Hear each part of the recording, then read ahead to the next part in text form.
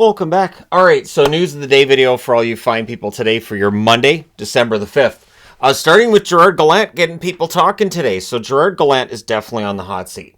In terms of coaches around the National Hockey League, the New York Rangers bench boss is making some interesting decisions. And one of the interesting decisions that's been out there is who he's putting in the top six and who he's giving ice time.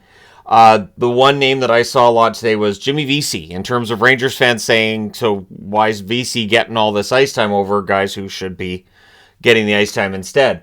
Now, he was asked about the stats. So, of course, you've got your standard stats, you've got your fancy or advanced stats, and he admits something that apparently every team does, which is they have their own stats. So you bring in your own stats, people, and you analyze. Because the numbers we get from the NHL, when it's scoring chances and high danger and all this stuff, when it comes from the National Hockey League, you may not 100% trust it, right? And if you're a team, you may not 100% trust it either.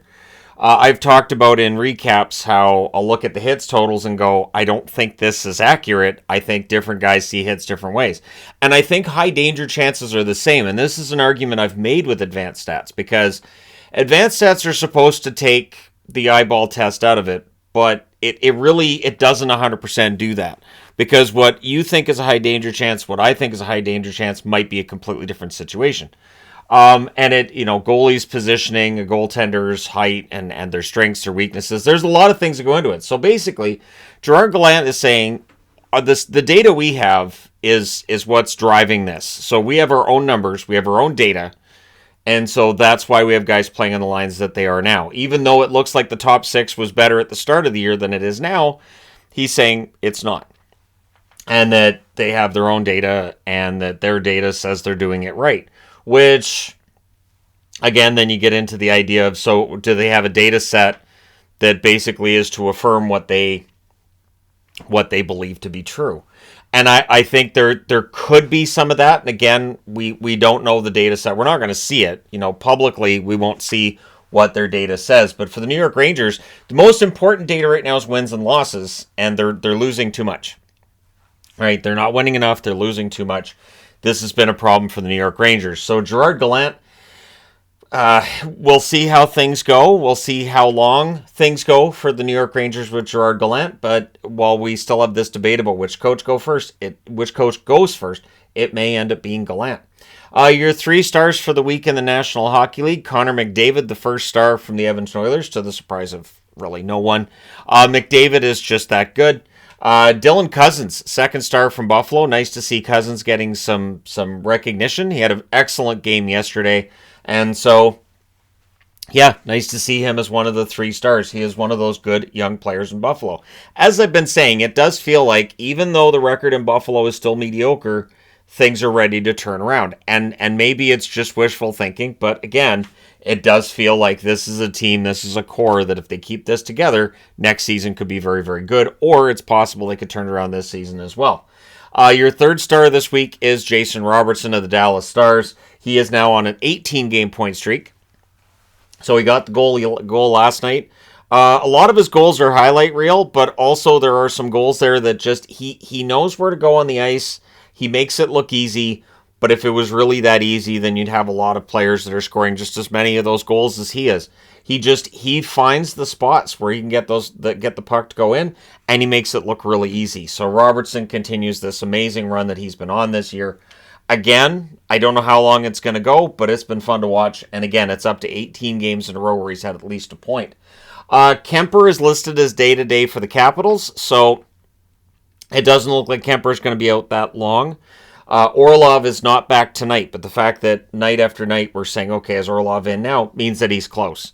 So the Capitals still dealing with a lot of injuries.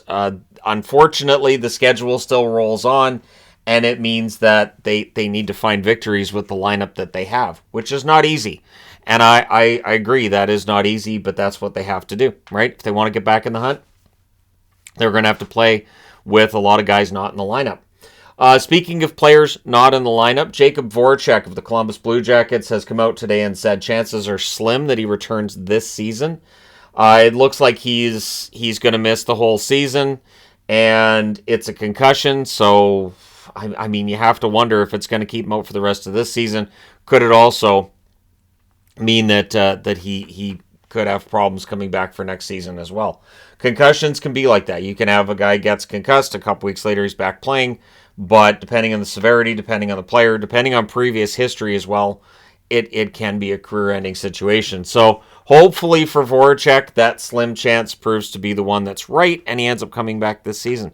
That's my hope for him. Tonight's going to be a big night in Boston as they go for 15 straight home wins, but it is Bruce Cassidy coming in with the Vegas Golden Knights to go against him.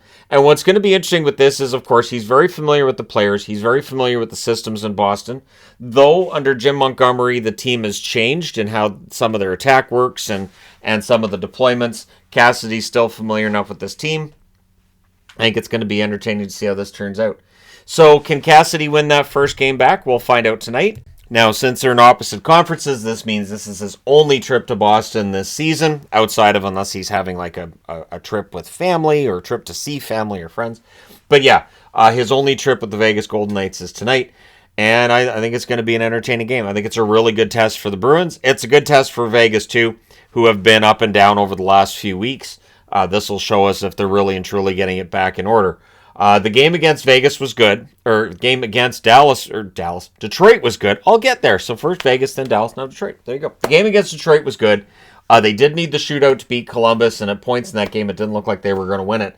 And that's after some recent losses, too. So a game against Boston could be exactly what the doctor ordered for the Vegas Golden Knights in order for them to really and truly get themselves back on track. So we'll see who wins that one tonight. Let me know your thoughts in the comments section below as always. Don't forget to hit like and subscribe if you're browsing your way through. You just happened upon this video. Thank you guys so much for watching, for all your support. I will talk to you again soon.